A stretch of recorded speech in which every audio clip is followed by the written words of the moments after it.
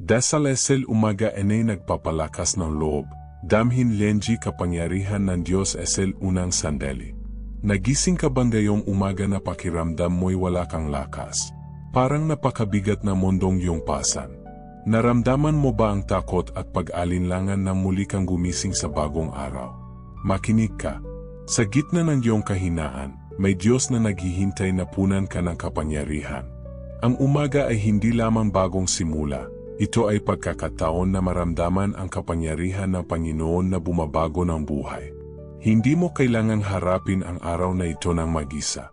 Sa loob lamang ng susunod na sandali, matutuklasan mo kung paanong ang simpleng umaga ay maaring maging pintuan sa himala. Nakakita ako ng isang babae na halos sumuko na. Ngunit isang umaga, nagbago ang lahat ng gawin niya ang simpleng hakbang na ito. At ngayon, gusto kong ibahagi ito sa iyo.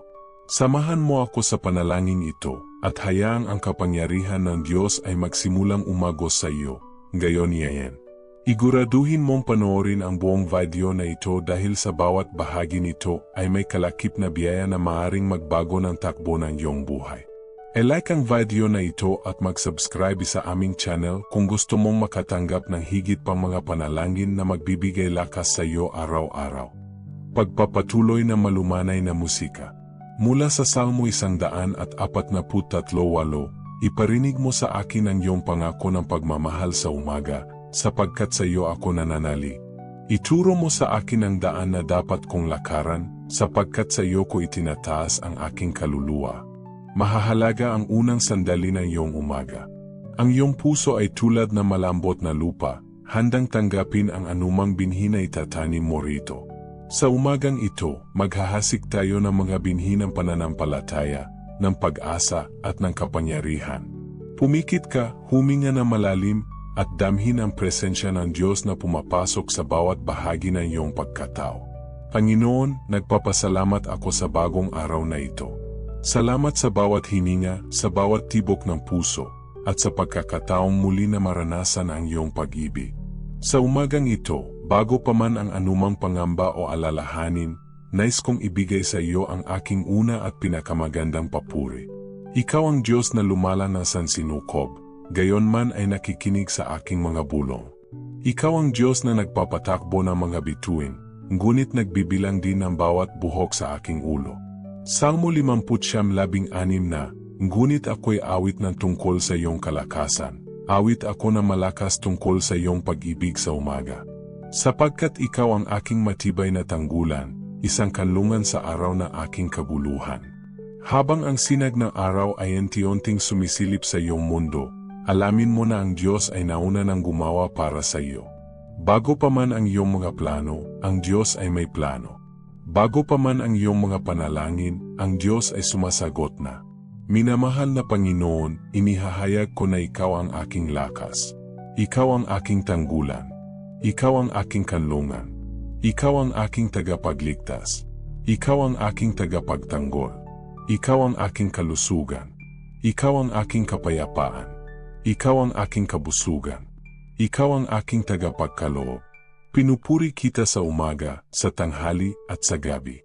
Ikaw ay karapat-dapat sa lahat ng papuri. Maaring inisip mo ngayon kung gaano kahalagang buksan mo ang iyong puso sa Panginoon sa umagang ito. Manatili ka dahil sa mga susunod na bahagi, makakarinig ka kung paano makapagbabago ang isang payak na pag-alay ng iyong umaga sa Diyos. Naniniwala ako na ang umaga ay ang pinakamahalagang bahagi ng ating araw. Ito ang nagtatakda ng tono. Ito ang nagbibigay direksyon. At ito rin ang sandali kung kailan tayo ay pinakamahina, ngunit dito rin tayo pinakamalakas kapag tayo ay nakasandal sa kapangyarihan ng Diyos. Salmo 5:3, Panginoon, sa umaga ay dinirinig mo ang aking tinig. Sa umaga ay inihaharap ko sa iyo ang aking mga panalangin at naghihintay na may pag-asa. Panginoon, inihahanda ko ang aking puso sa iyo ngayon. Tulad ng isang sisidlan na handang mapuno, bukas ako sa iyong espiritu. Tanggalin mo ang anumang hadlang, anumang kasalanan, anumang alinlangan na pumipigil sa akin na maranasan ang iyong kapangyarihan. Sa mga sandaling ito, maaring mayroong mga bagay sa iyong puso na kailangan mong pakawalan, mga sugat ng kahapon, takot sa hinaharap, mga pag-alinlangan sa sarili, o kahit ang pagbabago ng kapalaran. Isara mo ang mga mata mo sandali, at habang humihinga ka ng malalim, isipin ang mga bagay na ito na binibigay mo sa Diyos. Hayaang kuhanin niya ang mga ito mula sa iyong mga kamay. Salamat, Panginoon, sa pagkuha ng lahat ng aming mga alalahanin. Binigkas ng Salmo 55:22, ibigay mo sa Panginoon ang iyong mga alalahanin, at siya ang mag-alaga sa iyo. Hindi niya kailanman hahayaang mabuwal ang matuwid. Habang inilalabas natin ang kadiliman, hinihiling natin sa Kanya na punan tayo ng Kanyang liwanag. Habang inilalabas natin ang ating mga kahinaan, hinihiling natin sa Kanya na palitan ang mga ito ng Kanyang kalakasan. Panginoon, sa araw na ito, kailangan ko ng iyong kalakasan. Hindi sapat ang sarili kong lakas para sa mga hamon na nakaharap sa akin. Salmo 28:7, ang Panginoon ang aking lakas at aking kalasag. Sa Kanya nagtitiwala ang aking puso at ako'y natulungan. Ang aking puso ay nagalak at pinasasalamatan ko siya sa aking awit. Ang Panginoon ay kalakasan ng Kanyang bayan, siya ang matibay na kanlungan ng kaligtasan para sa Kanyang hinirang. Marami sa atin ang sumubok na harapin ang buhay sa pamamagitan ng sarili nating lakas. Nais nating patunayan na tayo ay malakas, na kaya nating gawin ito ng mag-isa. Ngunit ang Diyos ay hindi naghanap ng malakas na mga tao upang gawing Kanyang mga lingkod. Hinahanap Niya ang mga handang umamin sa kanilang kahinaan, nang sa gayon ay may pakita Niya ang Kanyang kapangyarihan. Salmo 1:3-2-3, ang Diyos ang nagbibigay sa akin ng lakas at ginagawa Niyang walang kapintasan ang aking daan. Ginagawa Niyang mabilis ang aking mga paa tulad ng usa at inilalagay Niya ako sa mataas na lugar. Maaring nakakaramdam ka ng pagod habang pinapakinggan mo ito. Baka inisip mo kung paano mo mararamdaman ang kapangyarihan ng Diyos sa iyong buhay. Makinig ka pa, dahil sa susunod na bahagi, matutuklasan mo ang sekretong pumipigil sa marami sa ating maranasan ang Kanyang tunay na kalakasan. Sa ating paglalakbay sa buhay, madalas tayong nahaharap sa iba't ibang uri ng takot. Takot sa hinaharap, takot sa kabiguan, takot sa pagkawala, takot sa pagtanggi, at marami pang iba. Ngunit sinabi ng Diyos sa 2 Timoteo 1:7, sapagkat hindi tayo binigyan ng Diyos na espiritu ng takot, kundi ng kapangyarihan, ng pag-ibig, at ng pagiging mahinahon. Ito ang mahalaga, ang takot ay hindi nagmumula sa Diyos. Kapag nakararamdam ka ng takot, ito ay isang pagkakataon para alalahanin na may kaaway na sumusubok na pahinain ang iyong loob. Ang takot ay nagsisilbing isang paalala na dapat kang lumapit sa Diyos, hindi lumayo. Salmo 34:4, hinanap ko ang Panginoon at sinagot Niya ako, at iniligtas Niya ako sa lahat ng aking takot. Sa umagang ito, tinuturuan tayo ng Diyos na harapin ang ating mga takot, hindi sa pamamagitan ng ating sariling lakas, kundi sa pamamagitan ng Kanyang kapangyarihan. Panginoon, inihaharap ko sa iyo ang aking mga takot. Takot sa aking kalusugan. Takot sa aking pinansyal na kalagayan. Takot para sa aking pamilya. Takot sa hinaharap. Takot sa mga hindi ko makontrol. Panginoon, kinukuha mo ang aking mga takot at binibigyan mo ako ng kapangyarihan na kayang harapin ang araw na ito. Hindi ako nag-isa sa pakikipaglaban. Ikaw ay naririto kasama ko. Salmo 1:5, hindi ka matatakot sa sindak ng gabi, ni sa palasong lumilipad sa araw, ni sa salot na gumagala sa kadiliman, ni sa sakit na sumisira sa katanghaliang tapa. 1,000 ang maaring bumagsak sa iyong tabi, 10,000 sa iyong kanan, ngunit hindi ito makakalapit sa iyo. Isa sa pinakamahalagang mga bagay na dapat nating tandaan sa bawat umaga ay kung sino tayo sa Diyos. Sa isang mundong patuloy na sinusubukang tukuyin tayo sa pamamagitan ng ating mga pagkabigo, ating nakaraan o ating mga nagawa, narito ang Diyos, patuloy na ipinaalala sa atin kung sino talaga tayo. Salmo 139:14 na, pinasasalamatan kita sapagkat ako'y nilalang na may pambihirang pagkakalikha. Kahanga-hanga ang iyong magagawa at lubos na nalalaman ito ng aking kaluluwa. Mas malakas na musika. Makinig ka sa akin, kaibigan. Sa umagang ito, maaring nakakalimutan mo kung sino ka talaga. Maaring ang tingin mo sa iyong sarili ay hindi katulad ng pagtingin ng Diyos sa iyo. May tinanong ako kahapon sa isang kaibigan at nagulat ako sa kanyang sagot. Sasabihin ko sa iyo ang tinanong ko at kung ano ang kanyang natuklasan sa susunod na bahagi. Manatili ka dahil ito ay maaring magpaiba ng iyong pananaw sa iyong sarili at sa Diyos. May malalaking desisyon ba na kailangan mong gawin ngayon? May landas ba na hindi mo tiyak kung dapat mong tahakin? Maaring ito ang pinakamahalagang bahagi ng ating panalangin sa umaga, ang paghingi ng karunungan at patnubay mula sa Diyos. Malumanay na musika. Santiago 1:5, kung nagkukulang sa karunungan ang sinuman sa inyo, humingi siya sa Diyos, na nagbibigay ng sagana sa lahat at hindi nagsusumbat, at ibibigay ito sa Kanya. Panginoon, hindi ko alam ang lahat na mangyayari sa araw na ito. Hindi ko nakikita ang buong larawan. Hindi ko alam ang mga pagsubok, ang mga pagkakataon, ang mga pagpapala, o ang mga hamon na naghihintay sa akin. Ngunit ikaw ay nakakakita. Ikaw ang nakakakita ng dulo buhat sa simula. Tulungan mo akong makinig sa iyong tinig sa gitna ng lahat ng ingay ng buhay. Tulungan mo akong kilalanin ang iyong patnubay at sandin ito. Salmo 32:8, tuturuan kita at ituturo sa iyo ang daan na dapat mong lakaran. Papayuhan kita at babantayan ka ng aking mata. Panginoon, ipinagkakatiwala ko sa iyo ang aking mga plano para sa araw na ito. Kung may anumang bagay na hindi na ayon sa iyong kalooban, ipakita mo sa akin at tulungan mo akong magbago ng direksyon. Tinanong ko ang aking kaibigan kahapon, paano mo alam kung ano ang kalooban ng Diyos sa iyong buhay? Ito ang kanyang sagot, kapag aking pinapahalagahan ang aking panahon sa kanya bago ang lahat, kapag nakikinig ako sa kanyang tinig sa pamamagitan ng kanyang salita, at kapag pinipili kong sandin siya kahit sa maliit na mga bagay, lumalabas na tila alam ko na lang ang kanyang kalooban nang hindi ko napapansin.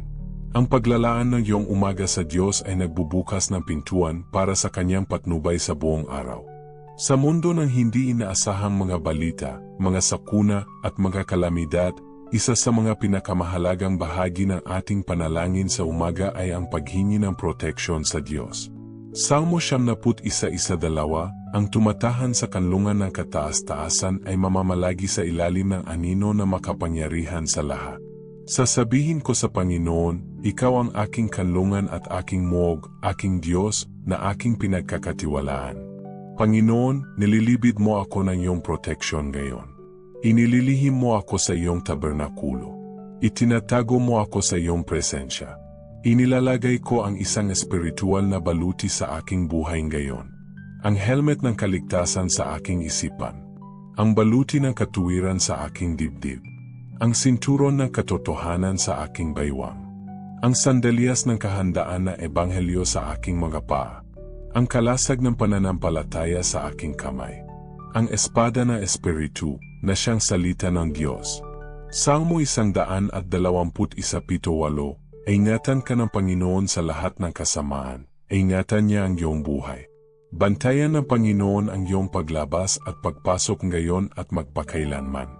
Alam mo ba kung anong uri ng proteksyon ang pinakamataas na may bibigay ng Diyos sa iyong buhay?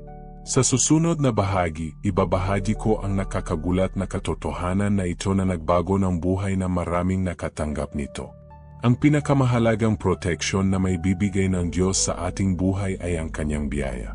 Hindi lang ito pagprotekta sa pisikal, kundi isang espiritual na kapangyarihan na nagbibigay daan sa atin na mamuhay ng higit pa sa ating mga natural na kakayahan. Salmo 84:11, sapagkat ang Panginoon Diyos ay araw at kalasag, ang Panginoon ay nagbibigay ng biyaya at kaluwalhatian.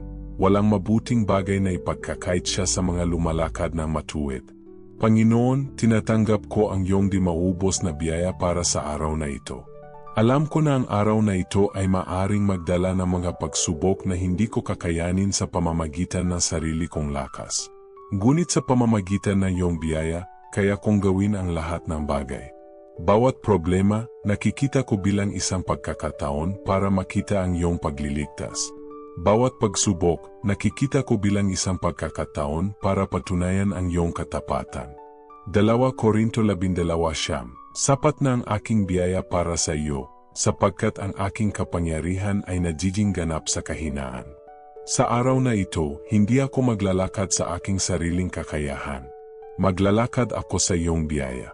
Hindi ako magtitiwala sa aking sariling katalinuhan. Magtitiwala ako sa iyong karunungan. Hindi ako magdedepende sa aking sariling lakas. Magdedepende ako sa iyong kapangyarihan.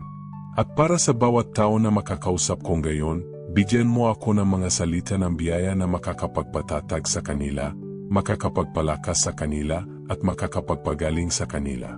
Salmo 17:17, Sumaamin nawa ang biyaya ng Panginoon naming Diyos, pagtibayin mo ang gawa ng aming mga kamay, ang gawa ng aming mga kamay, pagtibayin mo. Sa pagtatapos na ating panalangin sa umagang ito, ating hinihiling sa Diyos na pagtibay ang gawa ng ating mga kamay. Ating hinihiling sa Kanya na gawin ang Kanyang kapangyarihan sa atin at sa pamamagitan natin. Salmo 17:17, Sumaamin nawa ang biyaya ng Panginoon naming Diyos, pagtibayin mo ang gawa ng aming mga kamay, ang gawa ng aming mga kamay, pagtibayin mo. Panginoon, hinihiling ko na gawin mo ang kapangyarihan ng iyong banal na espiritu sa aking buhay ngayon. Hinihiling ko na gamitin mo ako bilang instrumento ng iyong kapayapaan, ng iyong kabutihan, ng iyong pag-ibig. Salmo 23:6, Tunay na kabutihan at kagandahang loob ang susunod sa akin sa lahat ng mga araw ng aking buhay, at ako'y tatahan sa bahay ng Panginoon magpakailanman. Bago natin tapusin ang panalangin ito, nais kong ibahagi sa iyo ang isang napakahalaga at nakakagulat na mensahe ng pag-asa para sa iyong araw. Ito ay maaring magbago ng lahat. Inihahayag ko sa iyong buhay ngayon ang kapangyarihan ng Diyos na nagbabago ng mga sitwasyon. Ang pag-ibig ng Diyos na gumagamot ng mga sugat. Ang karunungan ng Diyos na nagbibigay direksyon sa mga desisyon. Ang proteksyon ng Diyos na nagpapanatili sa iyo. Ang biyaya ng Diyos na nagpapalakas sa iyo. Ang presensya ng Diyos na hindi kailanman iwan ka. Salmo 124, Ito ang araw na ginawa ng Panginoon.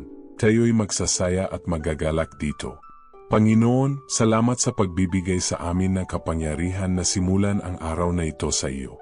Sa pangalan ni Jesus, aming tinatanggap ang lahat ng iyong biyaya at kalakasan para sa araw na ito. Amen. Kung ang panalangin ito ay nagpalakas sa iyo, pakishare ito sa iba na maaring nangangailangan din ng lakas sa araw na ito. Pindutin ang like button at i-subscribe ang aming channel para sa mas marami pang mga panalangin na nagpapalakas ng loob. I-ring ang notification bell para hindi ka makaligtaan ng aming bagong mga video ng panalangin.